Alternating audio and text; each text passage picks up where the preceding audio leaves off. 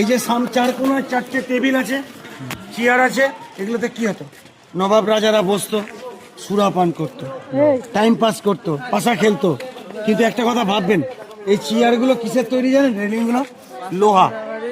এসব লোহা নবাবী আমল থেকে বাইরে, তাহলে নবাবী আমল থেকে মেঘ হলে ভিজে রোদে পুড়ে এখনকার লোহা থাকবে? 10 বছর রাখুন, জং লেগে মাটিতে মিশে যাবে। দেখুন এগুলো কিছু হয়নি। এই ঘরটা ছিল হামাম, দিদি রানী বেগমরা এখানে স্নান করতো। আর এটা ছিল রান্নাঘর। এই মাথায় শুরু, ওই মাথায় শেষ।